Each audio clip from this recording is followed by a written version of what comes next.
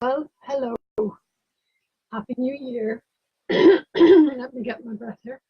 Happy New Year. May 2019 bring you everything that you want and more. And thank you for joining me here tonight. I'm doing this for the first time in about too many months, so God knows what's going to happen technically. And it's really great to just be out here again. Anyway, as you can see, I'm well, and just had a gorgeous dinner. The cats are still in love with me because I love them. Donna is still in love with me because I love him. You know, that's kind of nice too. And I can honestly say the only place where I don't really now have good boundaries, just as I think of it, is with the cats. And I'm sure you know that already anyway. Anyway, we'll come to that. So, hey Nigel, you're very, very welcome. Thank you for joining me. You're the first in, thank you. So I'm just about to make a start, and I have my cup of tea. I hope you're comfortable and you have a cup of tea. Tonight's plan is for me to do a bit of talking about boundaries. It's an area that I knew nothing about until about 15 years ago. And then I was scared stiff. And then I began to get really, really comfortable with them.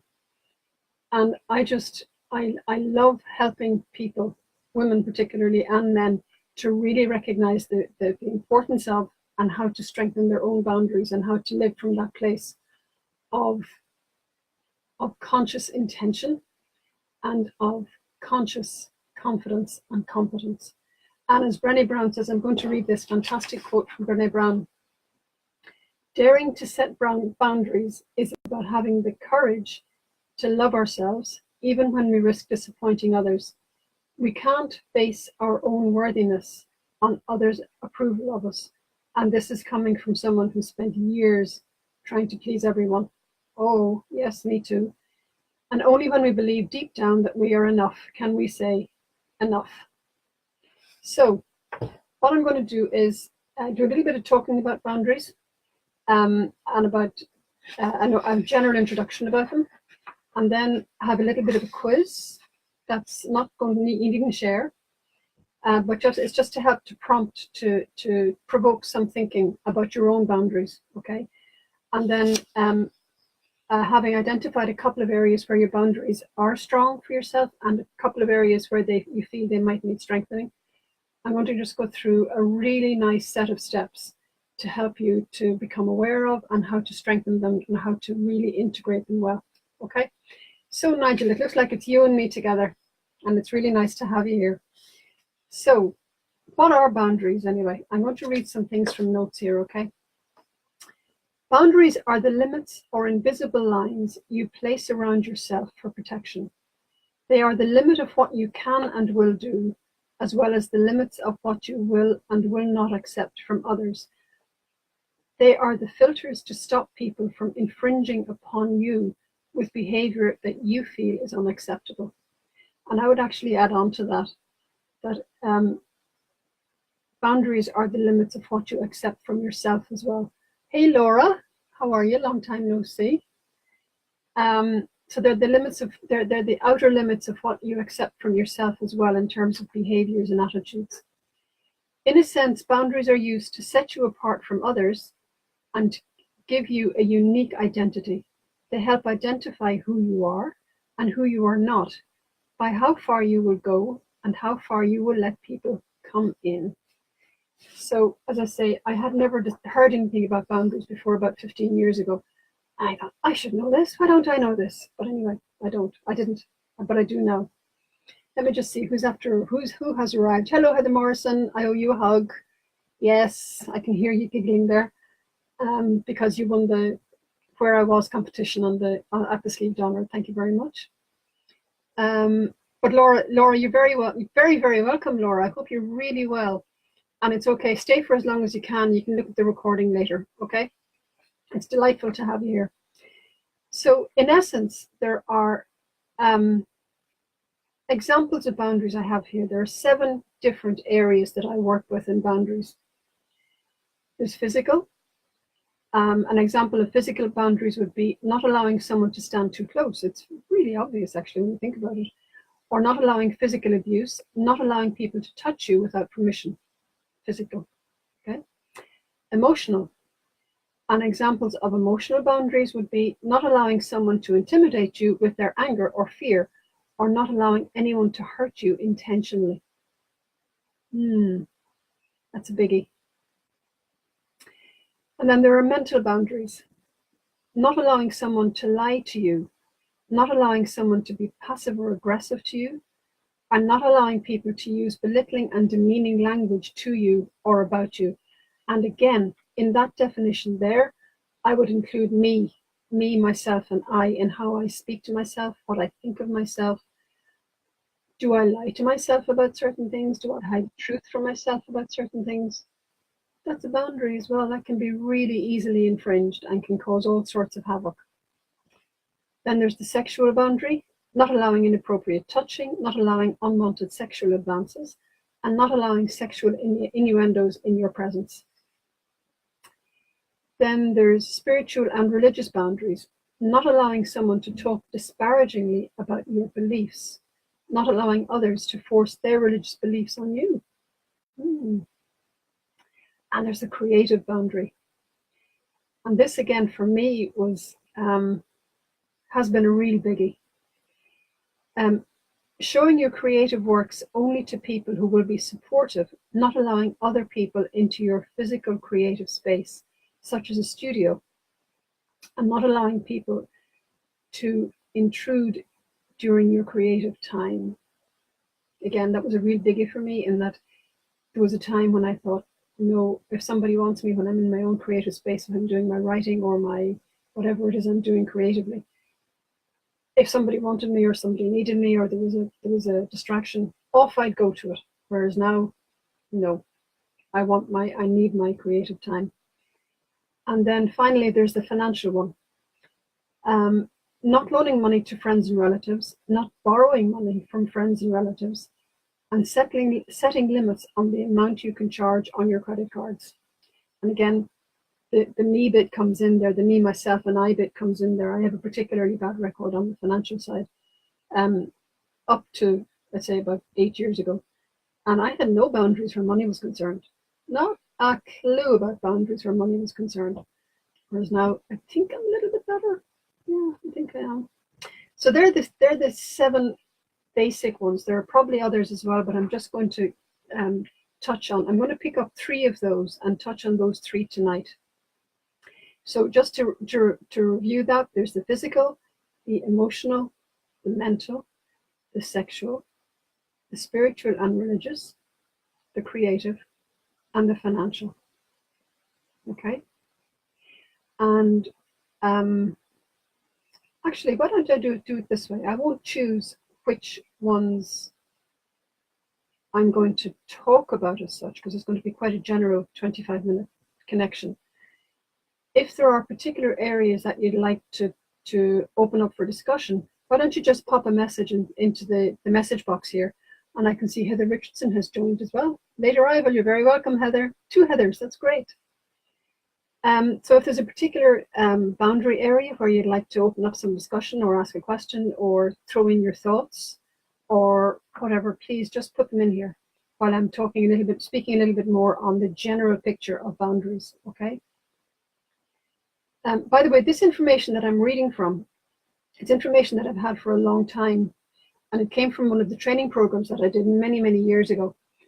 And if anybody would like a copy of the handout, which is about 6 pages long, just pop me an email, trudy@trudyarthurs.com, and I will happily email it out to you. trudy@trudyarthurs.com, and I will email it out to you within the next couple of days, okay? Because it's a really useful handout to have. So, what are the memorable truths about boundaries? Number 1, boundaries help to define who you are and who you're not, Everyone has boundaries, and everyone's boundaries will be different. This is part of what sets you apart from other people. By setting limits or boundaries, you indicate to yourself and others what you stand for and who you are. What you stand for and who you are. A second big truth about boundaries is big boundaries are healthy. And I can remember times when I've worked with clients and when they read this, big boundaries are healthy. The idea of actually having boundaries, conscious boundaries, is terrifying enough, but having big, strong boundaries it needed a lot of support and a lot of practice. So this is a transition process. It's a practice transition process, but it does work. Think of big boundaries think of it as a reserve of boundaries. When you have more space, you have more room to develop. When you have a larger boundary than you actually need, you have more room for choices. And boundaries are essential to becoming a healthy adult, and they help to make the needs satisfaction process much easier. Having distance from other people's needs, not necessarily other people, that's important, allows you to use your energy in the way you want it to. And let me just interrupt myself there as well. This is not just an intellectual process. I'm calling in here, I'm touching here on heart, body, spirit, and gut actually as well. All of those 4 areas we can use in helping to identify and set our boundaries. So it's not just an intellectual left brain exercise. And the third big truth about boundaries become automatic when you begin to practice them. Oh God, here's the cat. Yes, there's the cat. I can hear you laughing from here. Hang on a sec, I'll see if I can get him down off the table. Just a second, he must have been under the desk. You have no boundaries where cats are concerned. Sorry. Okay. Boundaries become automatic. Cats have very big boundaries. Yeah, cats have very, very, very big boundaries.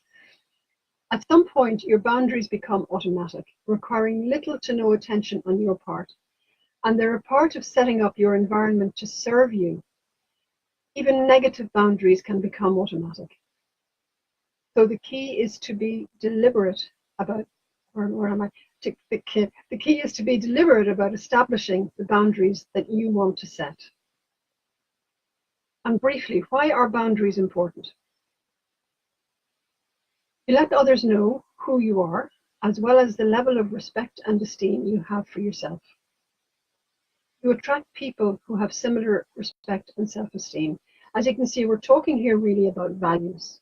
We connect with people of similar values, and the more similar our values, and most times, the deeper the connection that we have with other people. You have more energy for what you want, because you won't be drained or exhausted or violated by other people's needs. And, well, I won't go into that one. Okay, you no longer operate from fear. The fear of disappointing others, the fear of not being enough, the fear of what are they going to ask me to do? Oh, goodness me. Anyway, you grow more emotionally and developmentally. And finally, your communication with others will be more honest, in fact. Okay, will be honest. I'm just reading something from Heather here, actually. Where's the cat? I don't know where he is. I can see him in the camera somewhere. Oh, he's over here on my left. That's Nelson, by the way. Sorry, that's my cat, Nelson. Heather, I'm interested in the way other people's emotions and responses bump into my professional work, e.g. students. I'm just going to change my glasses because I can't quite read the screen. Should make it bigger.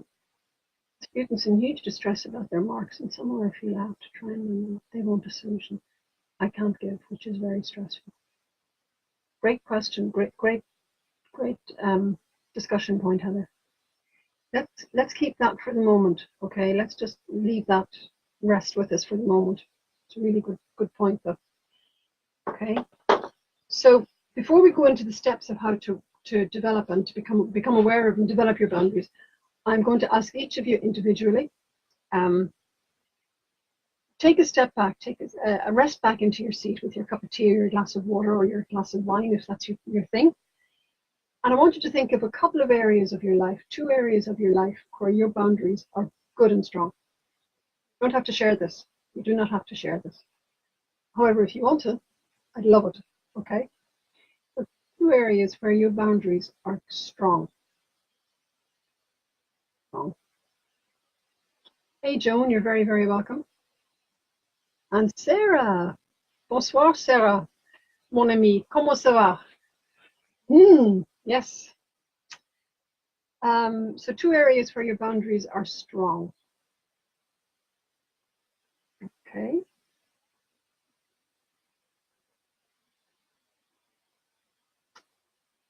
And now I'm going to ask you to take a big deep breath.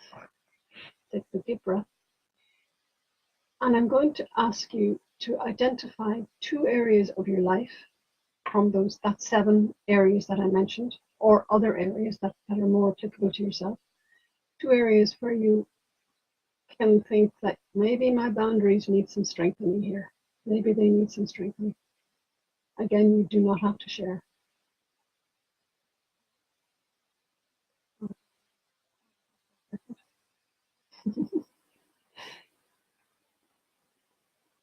C'est bon, Sarah.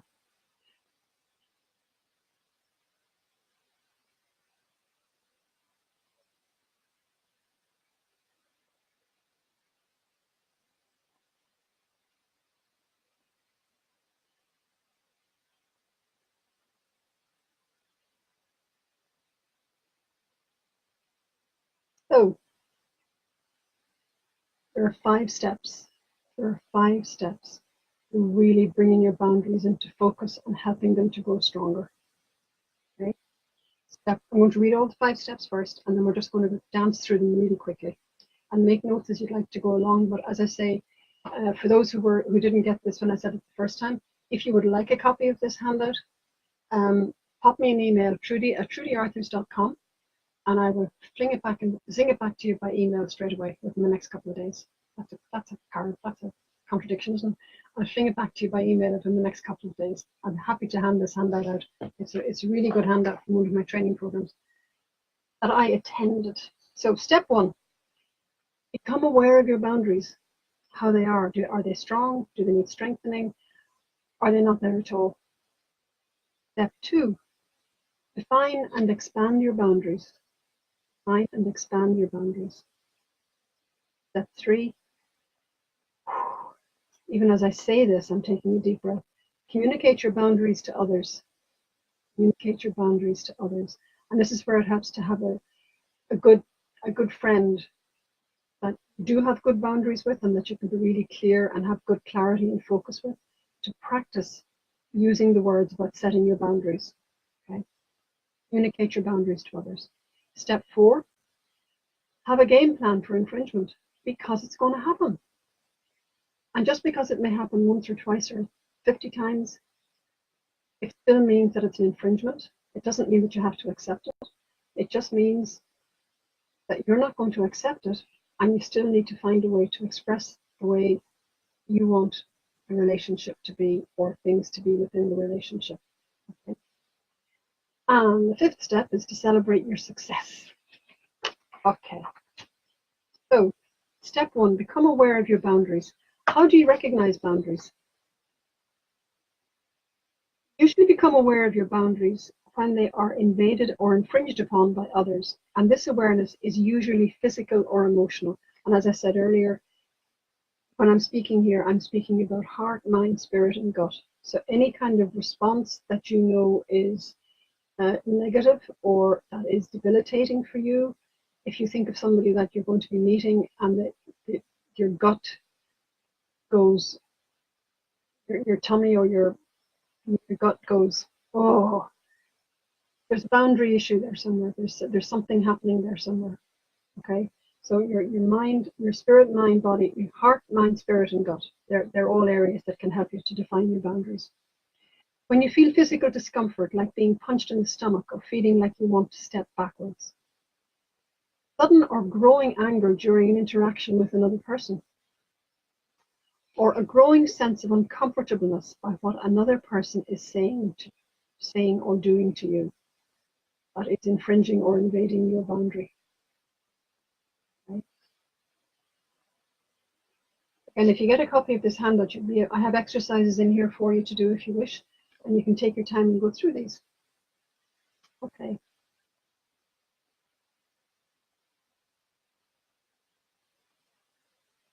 So taking the two areas that you felt may need strengthened, the boundaries need strengthened, keep those two in focus for the moment. What kind of physical or emotional or intellectual head response you get when you think about those boundaries being infringed? Again, you don't need to share this.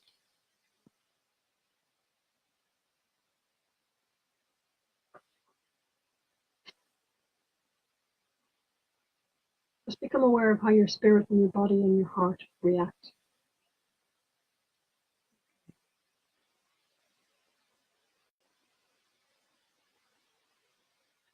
So step 2, keeping those two in mind. Step 2, define and expand your boundary. Until you become adept at creating and upholding your boundaries, it's a good idea to make boundaries that don't scare you. Really, really important. Otherwise, it just won't happen for you. Make your first boundaries small enough to be just outside your comfort zone. And you may want to begin setting boundaries with people who are not close to you, such as acquaintances or non-critical business associates. Family, close friends, and bosses at work may be too intimidating in the beginning. It helps to have some successes under your belt to give you confidence before you attempt to face these people with your boundaries. Okay? And again, there are some exercises that follow. Keeping the two areas that you feel may need strengthened. Think of a couple of boundaries that you would like to have in your life in those areas. Just one or two boundaries.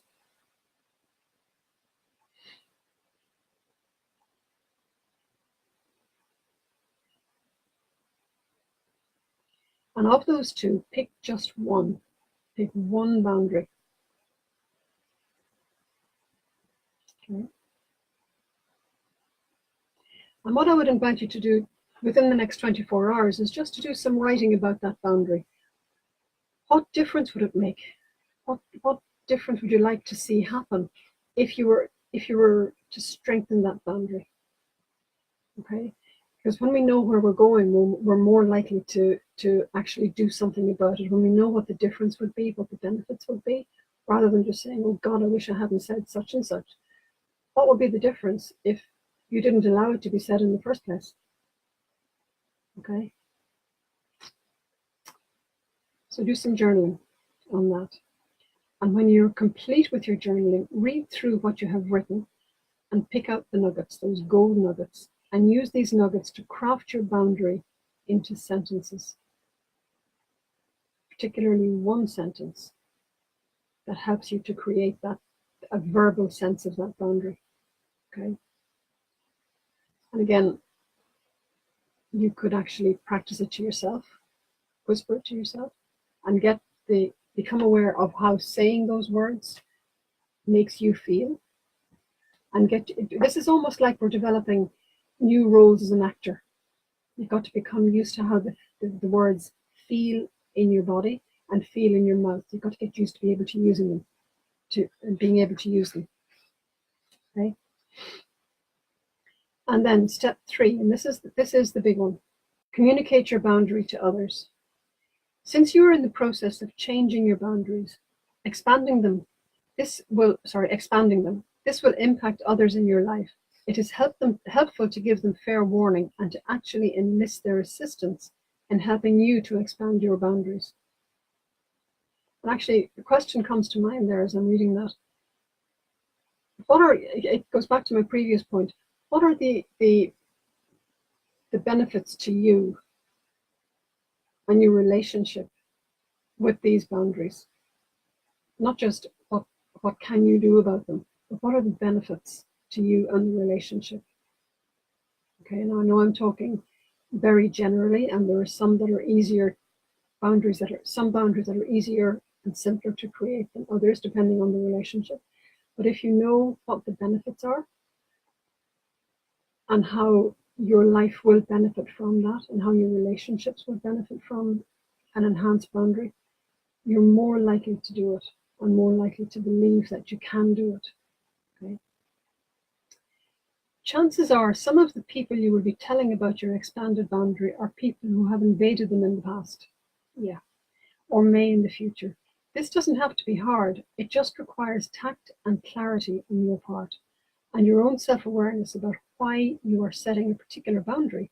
After all, you will have been thinking about this for some time before you share it with others.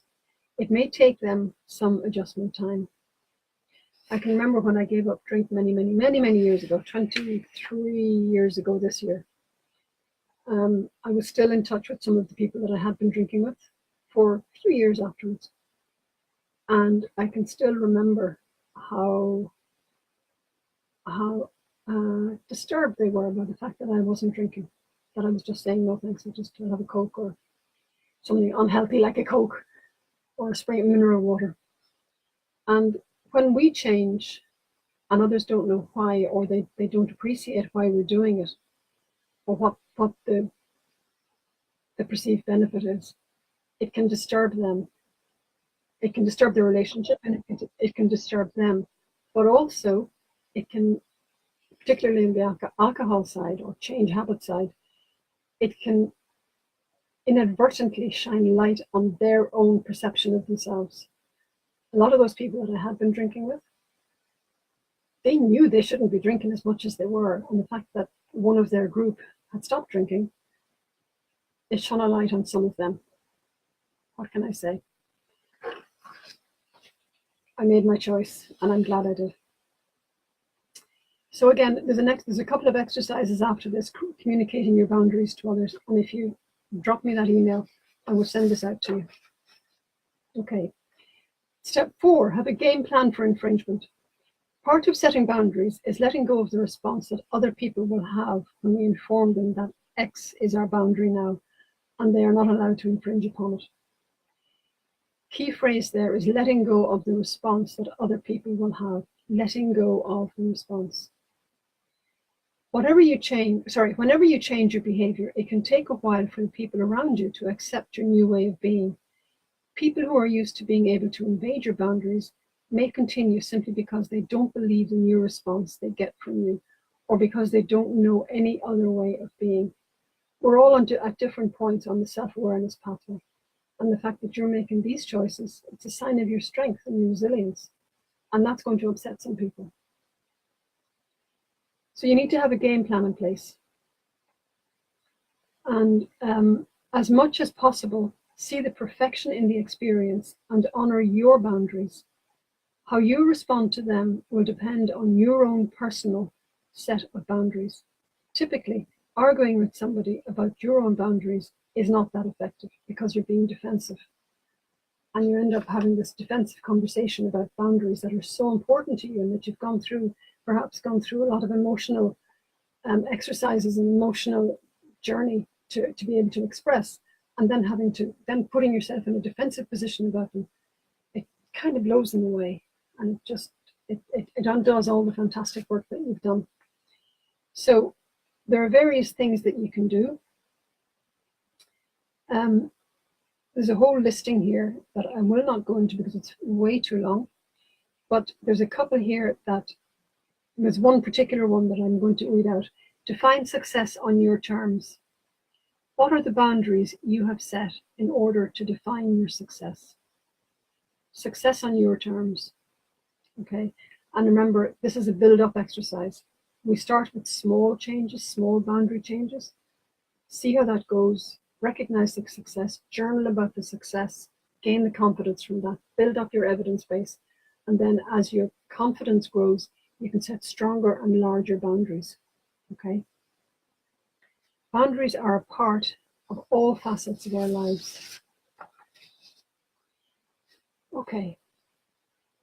What are some mistakes to avoid? Settling boundaries too close. Often when people are beginning to set their boundaries, they set boundaries that are too weak or ineffective. If the thought of informing someone of your new boundaries doesn't make you just a little apprehensive, then it's not big enough.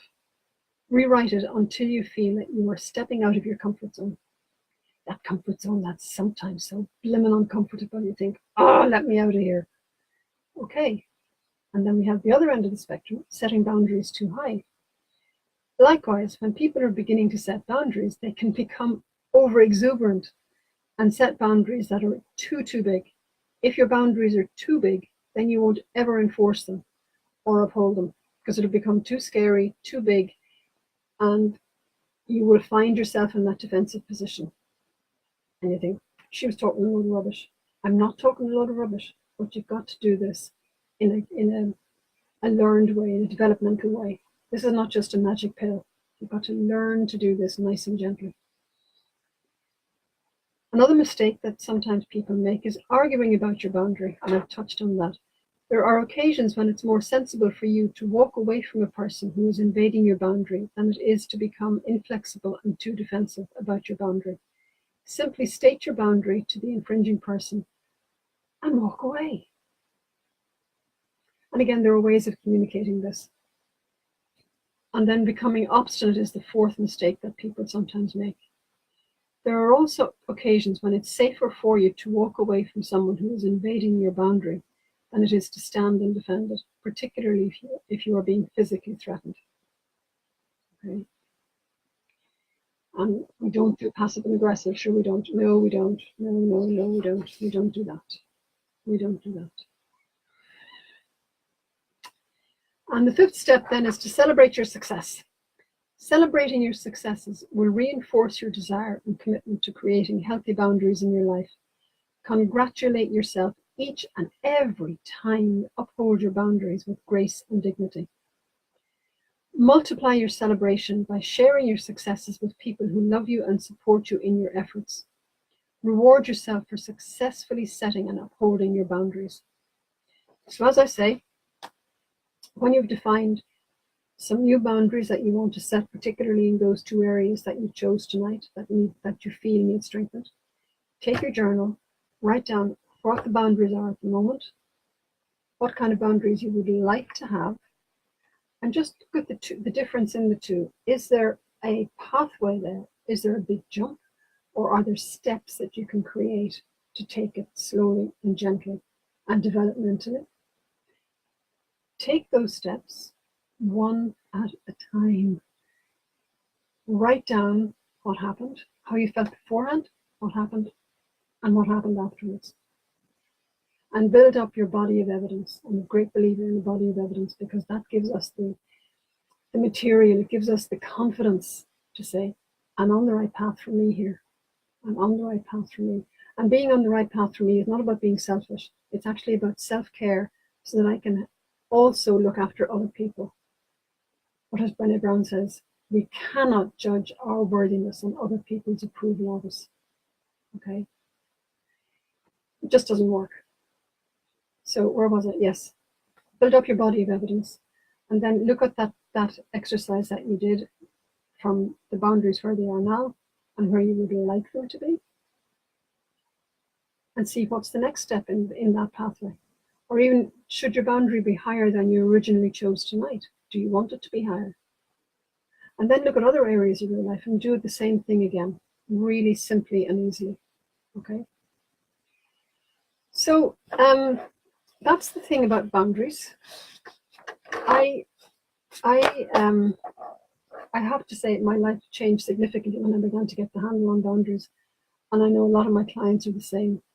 And it scared, excuse me, saying my English is terrible sometimes.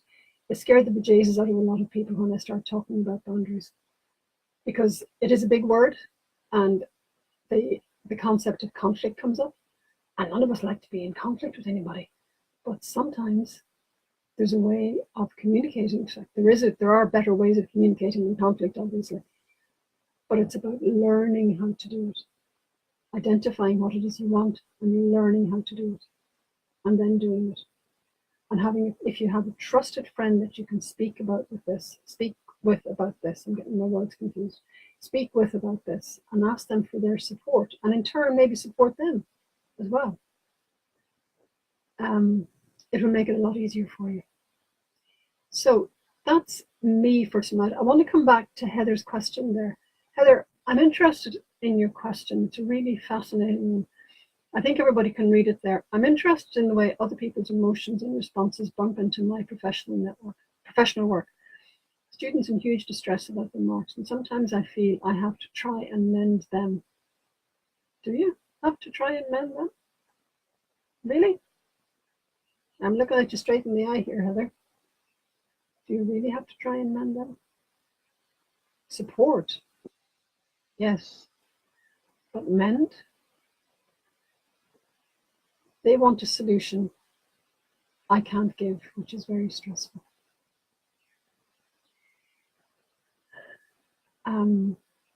I hear what you're saying, Heather.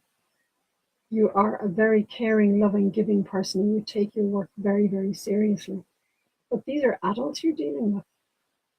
And part of your role, from where I'm sitting, is to help them to take responsibility for themselves and take responsibility for their responses and their actions.